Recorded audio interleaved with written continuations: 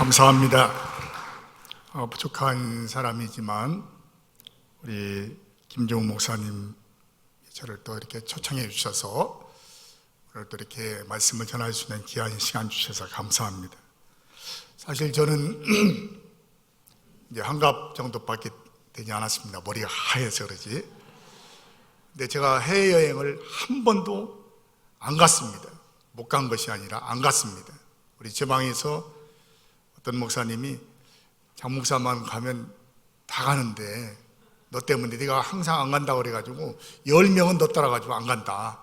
그래서 저한테 불만이 엄청 많았습니다. 제가 총회 임원을 우리 김 목사님과 함께 하면서 지난 2월에 우리 총회장님이 한번 좀 해외도 가봐라. 어떻게 60이 넘더라 해외를 한 번도 안 가고 사냐. 그래서 그때도 안 간다고 그랬습니다. 나는 뭐 가면 혼자 가는데 안 갈란다 했더니 야 나도 혼자 가니까 하고 오산의 김종우 목사도 혼자 가니까 좀 같이 따라가라 그러더라고요. 그래서 가서 2박 3일 동안 우리 김 목사님과 함께 또 한방에서 이렇게 잠을 자면서 우리 김 목사님 후배 목사님이시지만 제가 참 많은 좋은 마음을 갖고 또 교제를 나누고 그래서 제가 나중에 서로 뭐 이야기들 나눌 때 내가 오길 정말 잘했다. 왜? 이런 귀한 후배 목사님을 이렇게 알게 된 것 정말 이것이 하나님의 크신 은혜다. 그런 고백을 한 적이 있습니다. 오늘 이 자리에 직장인 선교회로 이렇게 예배를 드리고 있는데 저도 이런 생각을 해봤습니다. 내가 목사가 안 됐으면 아마 나도 여기 앉아 있지 않을까. 왜냐하면 저는 올해로 개교 100년이 된 여러분은 좀 연세가 지긋한 분들 아실지 모르겠지만 강경상업고등학교가 있습니다. 옛날엔 꽤 유명했습니다. 일제시대는 뭐 대구상고하고 평양상고하고 강경상고가 뭐 3대 상고였다고 그래요. 우리 선배들이 그러더라고요. 옛날에 박정희 시대는 우리 선배들이 뭐 좀 주름 잡은 때도 있었던 것 같습니다. 제가 기억에 박정희 대통령이 서거했을 때 경호실 차장도 우리 선배였고 무슨 뭐 경제장관인가도 우리 선배였습니다. 그래서 나도 신학을 하지 않았으면 아마 여기 앉아서 말씀을 듣고 있지 않을까 그런 생각도 해봤습니다. 저희 친구들도 다 과거에는 저희 학교 다닐 때만 해도 대학보다 직장, 저희 때는 은행을 굉장히 선호했습니다. 저희 친구들이 공부를 잘한 사람은 전부 은행 갔습니다. 상업반이 있어요. 상업반은 최우수 공부를 하는 사람들이었고 저처럼 진학반은 별로 공부를 못하는 애들이 진학반이었습니다. 저희 고등학교가 12반까지 있었는데 2반만 진학반이었고 10반이 상업반이었습니다. 대부분 다 은행 가서 상당한 자리에 있는 사람도 있습니다. 이번에 우리 고등학교 100주년 보니까 명예 동창회장이 김우식 전에 무슨 부총리인가 교육부총리가 한 사람이 우리 동창회장이 되었더라고요. 직장 생활이 정말 쉬운 건 아니죠. 어렵습니다. 힘들죠. 여러분들 아마 오늘 주말인데 또 한 주간 직장 생활, 힘든 직장 생활을 하고 그래도 이 아침에 하나님 앞에 예배 드리고 또 부족한 종을 통해서 말씀을 듣고자 해서 모이셨습니다. 제가 무슨 말씀을 전할까 많은 고민도 하고 기도도 했습니다. 근데 설교는 우리 김 목사님 저보다 훨씬 잘 하시겠고요. 그래서 제가 목회를 하면서 또 인생을 살아오면서 제가 하나님께서 주신 은혜 받은 것을 함께 나누고자 합니다.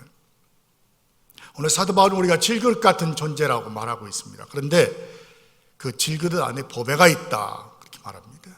참 우린 연약한 존재입니다. 여러분 나름대로 다 직장 생활하면서 발버둥치며 살고 있는데 어떤 땐 참 내가 이렇게 살아야 되나? 내 인생이 왜 이러지? 하면서 자기감을 느끼고 참 포기하고 싶을 그런 때도 많죠. 우린 그만큼 연약한 존재입니다. 질그릇은 참 깨어지기 쉽습니다. 그런데 불구하고 사도 바울은 그 질그릇 안에 보배가 있다 이렇게 말씀합니다. 물론 그 보배는 우리 주님이십니다. 할렐루야. 오늘도 여러분이 우리 안에 우리 질그릇 같은 연약한 우리지만 우리 안에 법에 대신 예수님이 계시기 때문에 오늘 우리가 기쁨으로 감사함으로 이 자리에 모이신 줄 믿습니다. 그런데 우리의 삶 속에 저는 오늘 여러분과 함께 제가 가지고 있는 이 법에 이것을 함께 나누기를 바랍니다.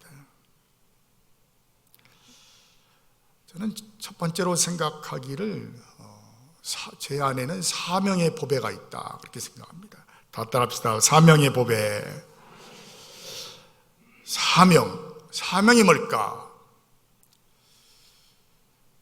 제가 역사를 좀 전에 우리 김 목사님이 제가 반역사학자 된다 그런 말씀했습니다. 근데 제가 역사를 좋아하니까 옛날 여러 가지 사건들 또 인물들을 많이 보게 되는데 사명자도 있더라고요. 정말로 사명자. 뭐 예를 들면 이순신 장군이 아니면 조선이 일찍 망했겠죠. 이순신 장군은 사명자였습니다. 그럼 사명이 뭐냐? 사명이라는 게 뭘까? 목숨을 걸마는 것이 사명입니다. 그렇잖아요. 여러분, 우리가 아무거나 사명이라고 말하지 않습니다. 목숨을 걸마는 것이 사명입니다. 저는 이제 시골 목회만 34년째 농촌에서만 목회를 하고 있습니다. 제가 지금 섬기는 교회도 아주 시골에 릿단이 있습니다. 제가 여기 오기 전에는 또 울릉도에서도 10년을 목회했습니다. 그 전에도 또 아주 산골에서 목회했습니다. 모두가 다 우리 오목사님처럼 이렇게 도시 큰 교회 가는 걸 원하죠. 저희 친구들도 도시에서 큰 목회하는 분들도 많이 있습니다. 그런데 저는 신학교를 졸업하면서 소명은 제가 받았죠. 목회자로 소명은 분명히 부르심을 받았습니다. 그런데 어떤 목회를 해야 될까?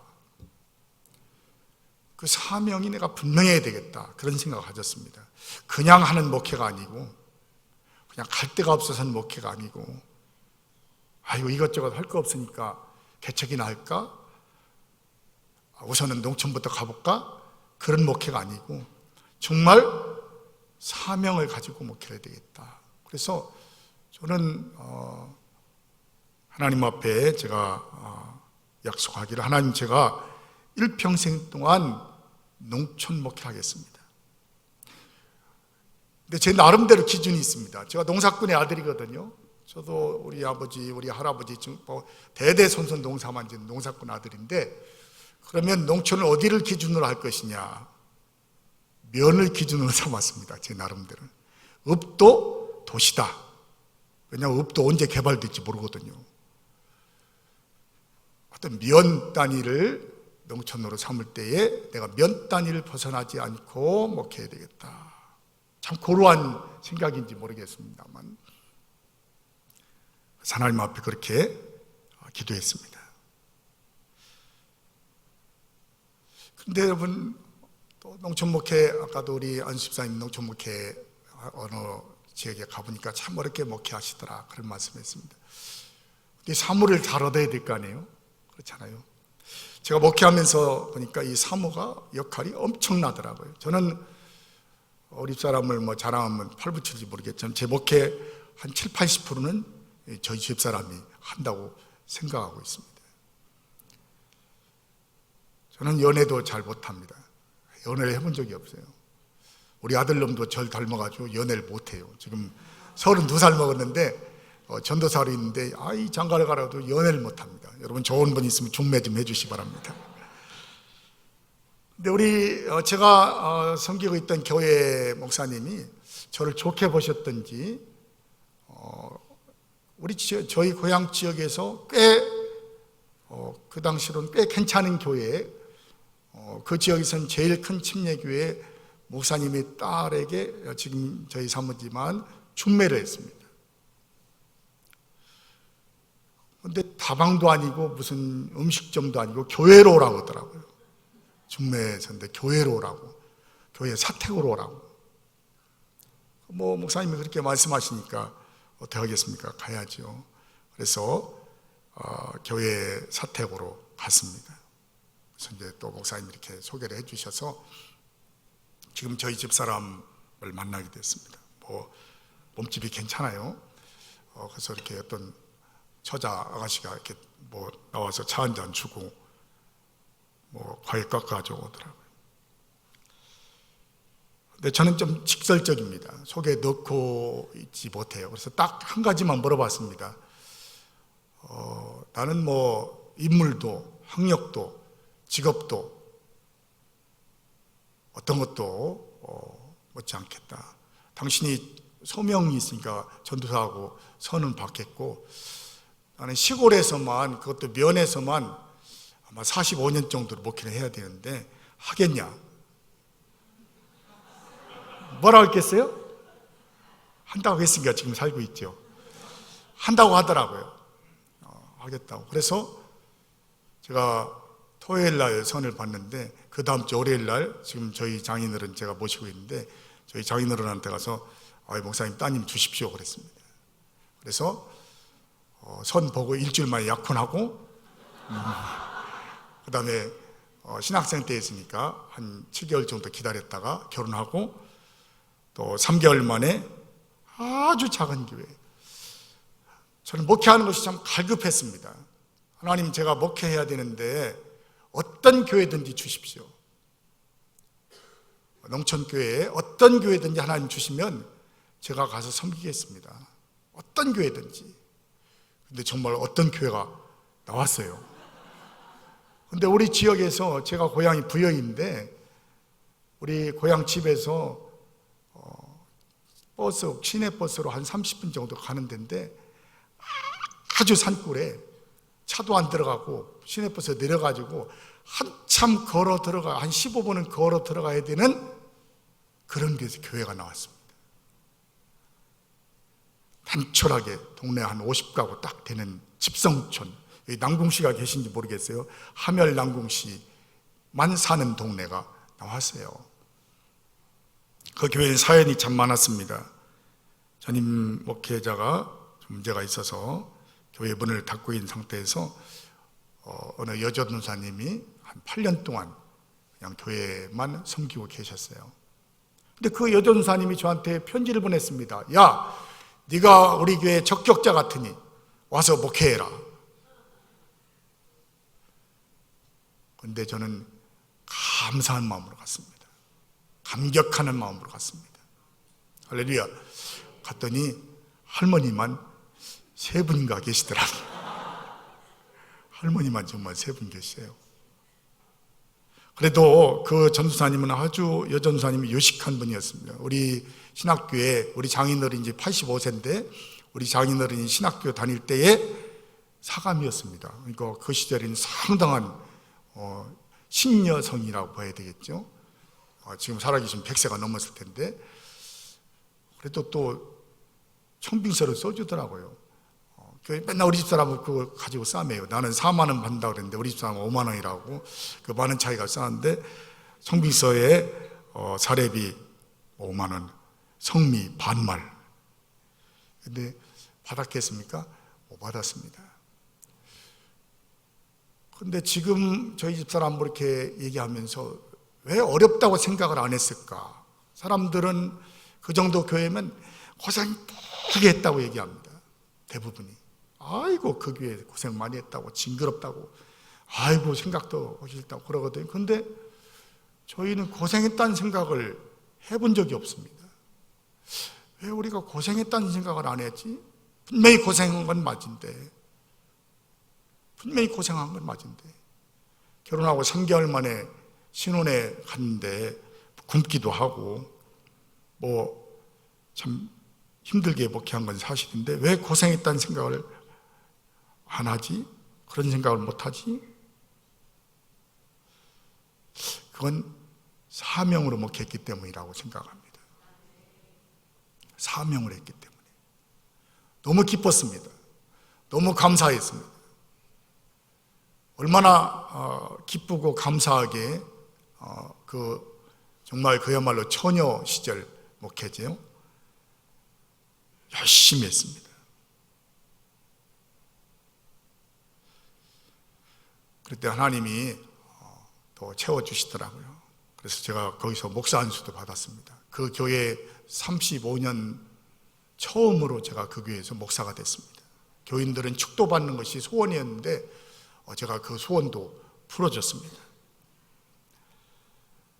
그리고 제가 나올 때는 교인도 한 30명 정도 되어서 제가 또 어떻게 해서 나오게 됐는데 못 가게 이장님하고 막 길을 막아가지고 몰래 우리 장인어른이 밖에다 차 세워놓고 몰래 걸어나와가지고 도망 나왔습니다. 그러면서 이제 쭉 목회를 지금까지 했습니다. 울릉도에 가서도 10년을 했습니다. 제가 울릉도에 이제 여기 울릉도 분이 계신지 모르겠지만 울릉도에 배를 딱 내리니까 우리 또 선배 한 분이 나와가지고 거기 부정적인 말 하는 분이 있어요. 그러면 안 됩니다, 여러분. 예를 들어 제가 울릉도 갔으면 야, 너 참 울릉도 잘 왔다. 고생스럽지만 열심히 하면 돼. 그래야 되잖아요. 저는 항상 우리 후배들한테 그렇게 얘기해요. 근데 우리 선배가 딱 오더니 야, 너 잘못 왔어. 너 여기 2년만 지나면 내가 손에 장을 쥐진다고 그러더라고요. 물론 그 교회도 문제가 많은 교회였어요. 근데 제가 10년 살았습니다. 제가 10년 사는 동안에 그 선배 목사님 나보다 먼저 나왔습니다. 그래서 제가 아유 선배님 적어도 10개 다 장지지해야 되겠네 그랬습니다. 근데 거기서도 기쁘고 감사하게 목회했습니다. 지금 제가 심호하는 교회도 56년 된 아주 전통적인 교회입니다. 제 앞에 33년 목사님이 계셨고 아주 좋은 교회입니다. 그런데 농촌 목회가 사실 어려운 것 분명합니다. 쉽지 않습니다. 힘든 것 사실입니다. 현실적으로 매우 힘든 것 맞습니다. 근데 저는 항상 생각하기를 어떤 목회가 되었든 사명을 가지고 목회하면 하나님이 힘들지 않게 하신다. 기쁨도 주시고 보람도 주신다 하는 것을 체험하면서입니다. 근데 사명이 없이 목회하면 아무리 큰 교회도 힘든 건 사실입니다. 근데 아무리 작은 교회라도 아무리 어려운 교회라도 시골 교회라도 사명을 가지고 목회하면 어렵지 않습니다. 진짜로. 그래서 지금까지도 어렵다는 생각을 해보지 않았어요. 제가 지난번에 어느 교회에서 안수식, 권사 안수식이 있어서 제가 고시위원이라 고시를 하는데 제가 이렇게 고시하면 안수하기 권면하라고 했잖아요. 그래서 제가 권사 되신 분들한테 그랬습니다. 교회가 문제 없는 교회가 없습니다. 그 문제가 생길 때 어떻게 해야 되냐? 기도해야 됩니다. 우리 교회도 문제 있습니다. 그랬더니 또 옆에 있는 목사님이 어이, 장 목사님 교회도 문제 있어? 난 장 목사님 있는 교회는 문제 하나도 없는 줄 알았네 그러더라고요. 왜 우리 교회라 문제가 없겠습니까? 똑같죠. 사람 사는데 문제 없으면 큰일 나지. 문제가 있어야죠. 근데 우리가 무엇이든지 어떤 일을 하든지 사명을 가지고 하면 그것이 보배입니다. 여러분 다 직장생활 하시죠? 힘듭니다. 이게 어떤 땐 정말 10번도 더 때려치고 싶죠. 저희 교회도 공무원으로 면장으로 하시다가 퇴직하신 분, 지금도 또 직장 다니는 분 있고, 어떤 때는 저는 이제 교회가 규모가 작으니까 재정 정리하고 티타임 하는 시간을 좀 오래 가져요. 그러면 직장에서 있던 얘기도 하고 욕도 하고 막 때려친다고 막 하고.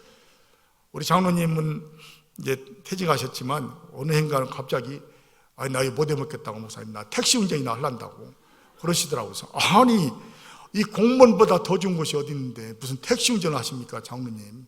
그런 말씀하시지 말고 열심히 하시라고. 그래서 잘 하셔가지고 퇴직하기 전에 소를 키우기 시작하셔서 지금 소를 100마리나 가지고 있어요. 그런데 여러분 이 일도 직장도 사명감을 가져가면 어렵지 않다고 생각합니다. 여러분이 직장에서 사명자가 되어야 합니다. 물론 참 힘든 일이 있고 마음에 안 맞는 상사도 있고 마음에 안 드는 부하도 있고 그렇죠. 그렇지만 내가 이 회사 혹은 내가 섬기는 이 일터에 사명자가 되어야 되겠다.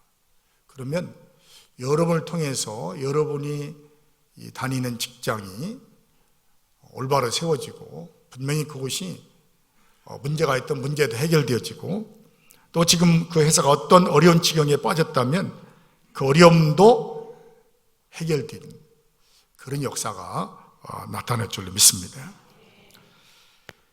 두 번째는 이제 저는 항상 제가 가지고 있는 법의 중에 하나는 긍정적인 목회관입니다. 앞에 사명과 더불어서 같이 따라오는 것인데 긍정적인 목회관입니다. 다 따라합시다. 긍정적인 삶을 살자. 근데 참 쉽지 않죠. 쉽지 않죠. 근데 여러분, 우리 어떤 일을 볼 때에 어떤 관점으로 보느냐 하는 것입니다. 근데 제가 체험한 바로는 예수 믿는 사람은 긍정적인 삶을 살아야 됩니다. 왜냐? 우리 예수님도 긍정의 아이콘입니다. 할렐루야.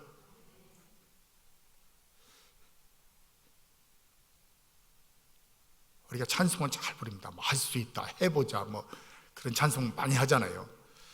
그러면서도 우리는 때로 부정적일 때가 너무 많습니다. 안 된다고. 해봐도 안 돼야. 못해야. 그러잖아요.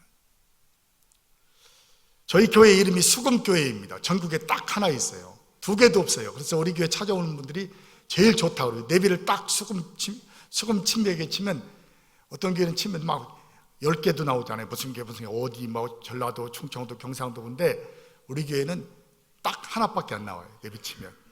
그러니까 좋다고 나하더라고요. 사람들이 특별히 우리 원로 목사님들 가운데 직구진 목사님들이 연말 되면 어이 장 목사 수금 얼마나 있어? 그래요. 그 기분 나쁘게 들으면 되게 기분 나쁘잖아요, 진짜. 교회 이름 가지고 놀리시나? 근데 저는 아이고 목사님 수금 많이 하시오.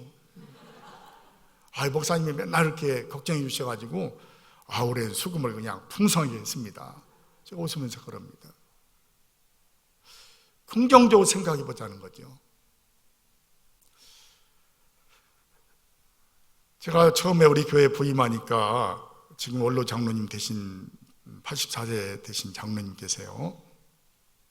근데 역시 우리 교회는 수금이 맞는 것 같습니다. 제가 우리가 돈을 지금도 조금 모아놨는데 엄청난 돈을 모아놨어요. 쓰진 않고 모아놨어요. 왜 이걸 모아놨습니까? 제가 이제 솔직히 말씀드리면 제가 얼렁도에 있을 때 교회를 상당한 교회를 지었는데 굉장히 고생을 많이 했습니다. 우리 집사람이 너무 고생을 해서 우리 집사람이 교회 짓는 데는 절대 안 가겠다고 아주 여기 올 때도 교회를 안 짓기로 하고 약속을 하고 왔습니다. 되게 교회를 지치고 오는데 우리는 반대로 교회를 짓지 말자고 그래서 지금 못 짓고 리모델링만 했습니다. 그러니까 우리 원로 장로님 말씀하시기를 목사님 우리 교인이 지금도 한 100여 명밖에 안 되지만 이 정도 되는데 아무개 권사님, 아무개 집사님, 아무개 하면 10년 안에 반은 죽습니다. 그러면은 재정도 반은 줄어듭니다.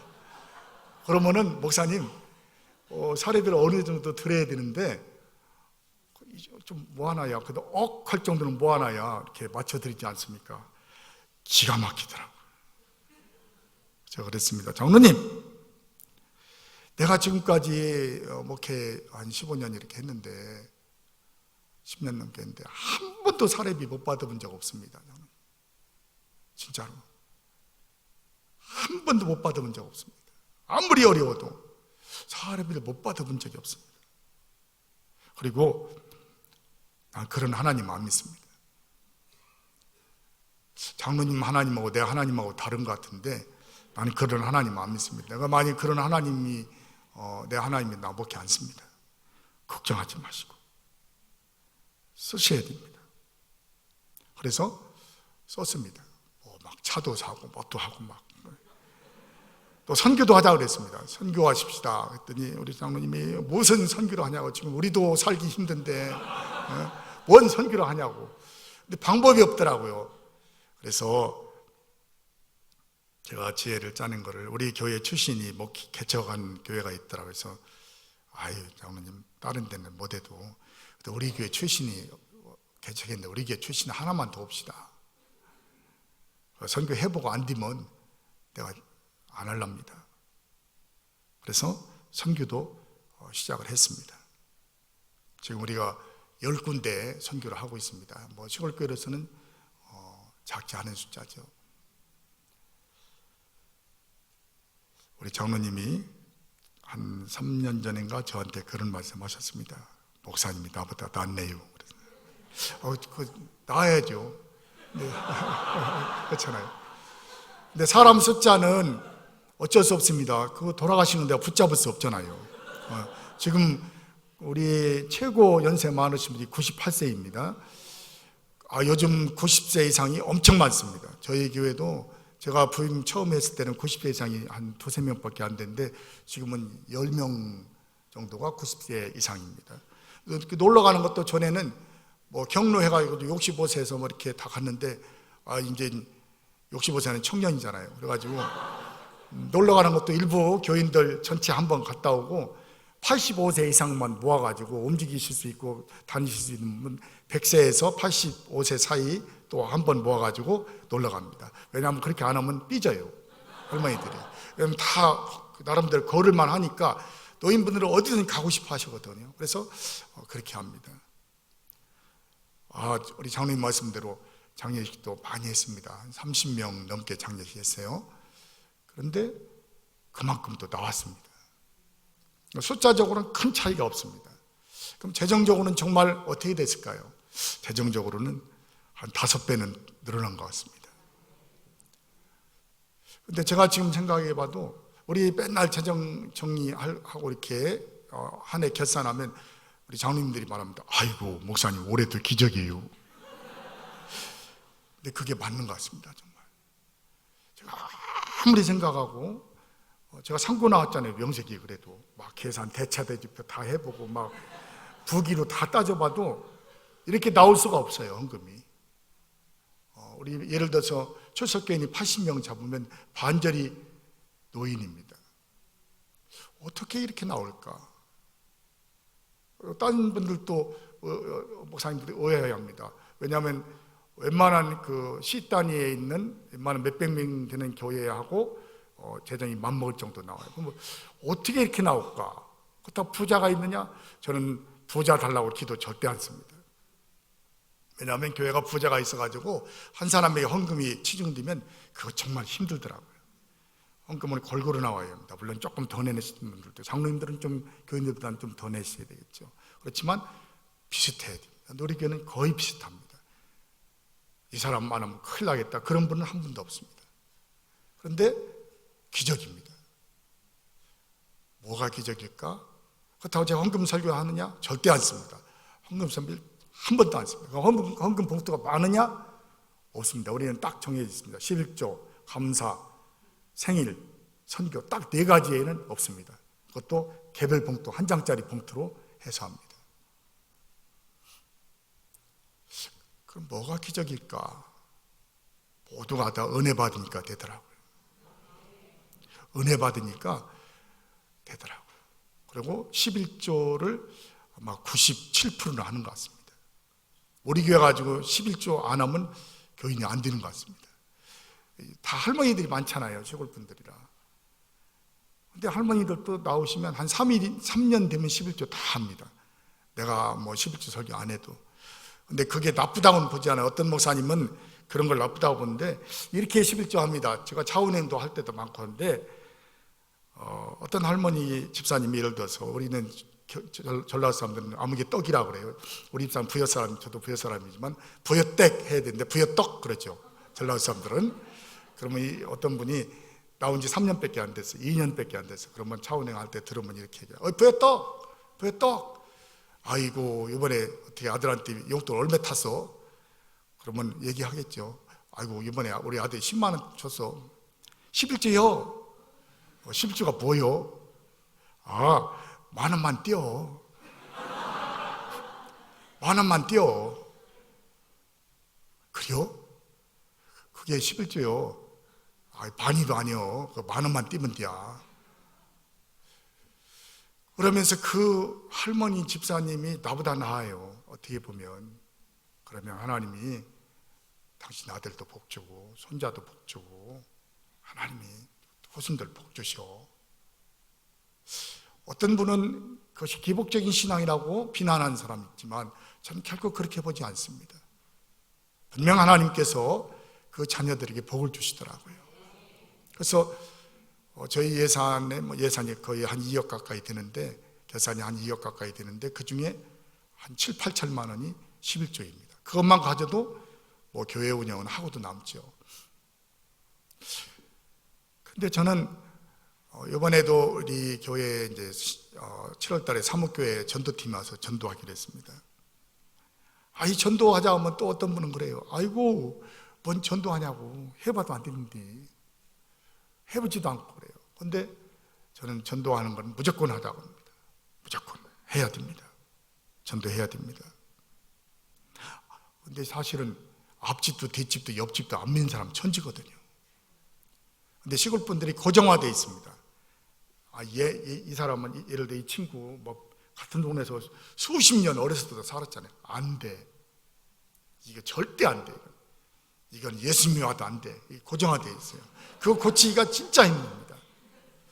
그런데 교회 나온 사람이 있어요. 절대 안 될 것이다. 그 사람은 뭐 양반이라 안 되고, 그 사람은 제사 지내서 안 되고, 그 사람은 뭐 술 먹어서 안 되고, 뭐 절대 안 될 것이다. 그런데 나오셔요. 요즘에는 우리 지역에서 면장을 오랫동안 하신 분이 있어요. 연세가 한 80 넘으신데 면장을 한 30년인가 있더라고요. 그런 분들이 잘 안 나오거든요. 근데 교회 나오셨어요. 한 2년 됐습니다. 동네 사람이 다 놀라는 거예요. 권면장인데, 권면장이라면 정읍에서 모르는 사람이 없더라고요. 근데 권면장이 교회 댕긴디야. 사람들이 자기들이 말한 거예요. 권면장이 교회 댕긴디야. 권면장이 교회 댕긴디야. 안 될 것이 없잖아요. 우리가 긍정적인 생각을 가지는 것은 하나님이 우리에게 주신 보배입니다. 물론 분명히 힘든 건 사실입니다. 왜 저도 힘들지 않겠습니까? 답답한 것도 많고, 정말 현실적으로 보면 암담한 일도 많아요. 농어체가 이제 농촌에도 있었고 어촌에도 있었는데 정말 힘든 일이 엄청 많습니다. 정말 힘들죠. 그럼에도 불구하고 항상 긍정적인 마음, 긍정적인 생각, 그리고 그 내 힘으로 하는 것이 아니잖아요. 하나님이 해주시는 것이죠. 내가 일단 긍정적인 마음을 가지고 하나님께 기도할 때 지금 현실적으로는 안 될 것 같고 아무것도 보이지 않지만 하나님께서 길을 열어주시죠. 빛을 보여주시죠. 그걸 보고 따라가면 되는 것이죠.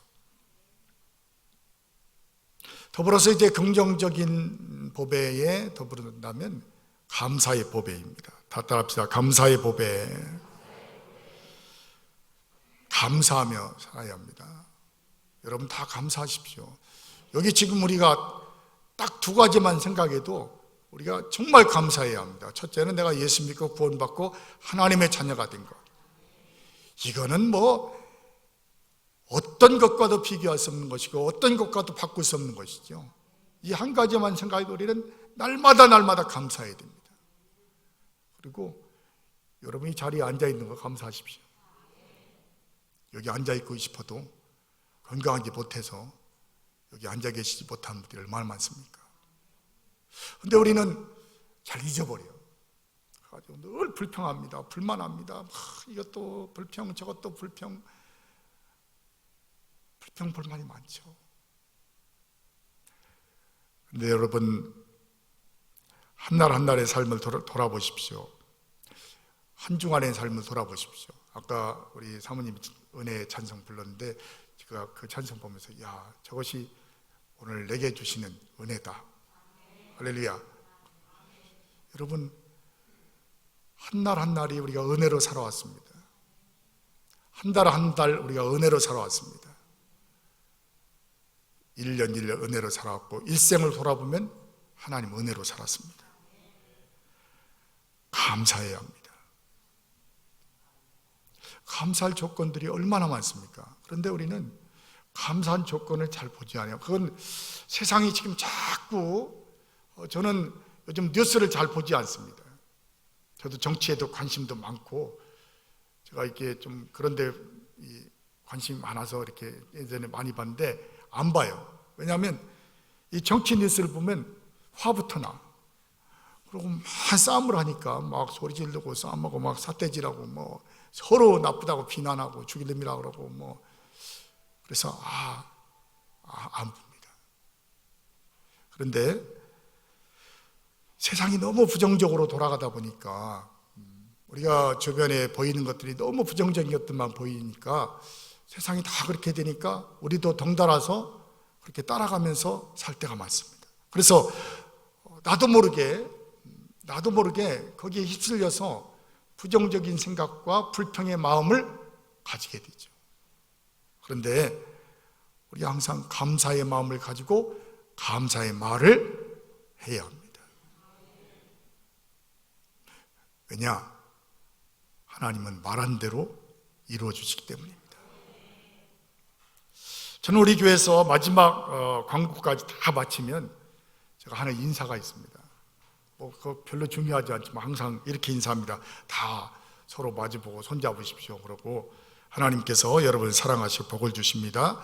하나님께서 여러분 가정을 사랑하시고 복을 주십니다. 하나님께서 우리 수금교회를 사랑하시고 복을 주십니다. 그다음 우리 교회 표어가 하나님을 기쁘시게 하고 성도를 행복한 교회입니다. 그래서 우리 수금교회는 성도를 하나님을 기쁘시게 하고 성도를 행복하게 하는 교회입니다. 그 다음에 크게 따라 그럽니다. 우리 수금교회 잘 되고 있습니다. 우리 가정 잘 되고 있습니다. 그 다음에 다 저를 보시라고 제가 여러분을 사랑합니다. 그것이 우리 교회 제가 이제 마지막에 하는 인사입니다. 근데 매주 한 번씩이지만 마음이 기쁘잖아요. 그렇게 얘기하니까 막 가서 막 한 주간 시달리고 그래도 교회 와서 서로 사랑하는 마음, 축복해 주는 마음, 또 잘 되고 있다는 마음 그런 말을 하니까 하나님이 정말 잘 되게 해주시더라고요. 교회도 잘 되게 해주시고 가정도 잘 되게 해주십니다. 할렐루야. 우리는 이스라엘 광야를 지나던 이스라엘 백성들과 같은 어리석은 자가 되지 말아야 합니다. 그런데 하나님께서 기적으로 이끌어 주셨건만 불평하고 불만했습니다. 결국은 가나안 땅에 들어가지 못했죠. 오늘 우리가 이 세상을 광야 같은 세상이라고 많이 비유합니다.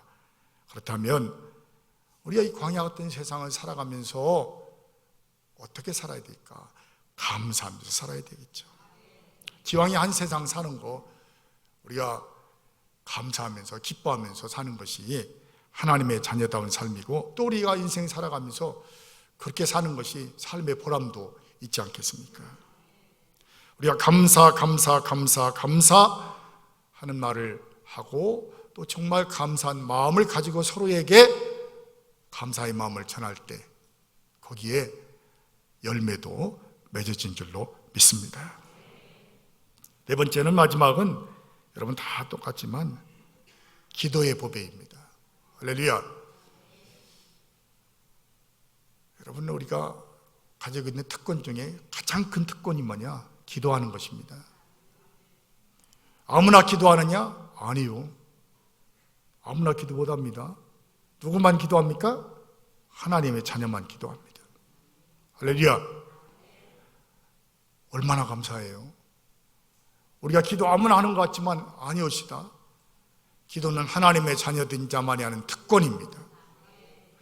하나님의 자녀된 우리에게 주신 특권입니다. 그래서 우리가 기도해야 합니다. 여러분 문제가 우리 없을 수 없습니다. 직장 생활하다 보면 문제도 있고 가정생활 속에도 문제가 있고 사회생활 속에도 문제가 있습니다. 그 문제가 생겼을 때에 어떻게 해결할 것이냐? 저는 인생을 살면서 목회를 하면서 보니까 제일 어리석은 사람이 어떤 사람이냐? 맨 끝에 기도하는 사람입니다. 해볼 것 다 해보고 하여튼 막 맞을 대로 다 맞아보고 실패할 대로 다 실패해보고 그 다음에 아이고 뭐 우리가 보통 그러자 아이고 손 들고 옵니다. 그런 하지 마십시오. 그저 처음부터 손 들고 기도하십시오. 할렐루야. 처음부터 하나님 앞에 엎드리십시오. 하나님도 우리가 그렇게 막 맞을 대로 다 맞고 썰을 때 다 썰어가지고 오면 아마 하나님도 안타까울 것입니다. 물론 하나님 문제 해결해 주시겠지만 처음부터 오지 그랬니?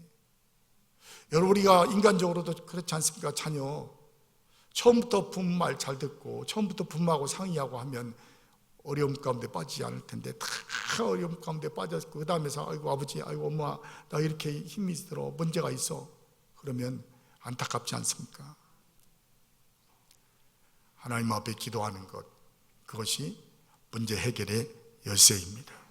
그것이 저와 여러분에게 주신 가장 귀한 보배입니다. 오늘 내 안에 계신 예수님께서 항상 내가 기도할 때에 응답해 주시고 인도해 주시죠.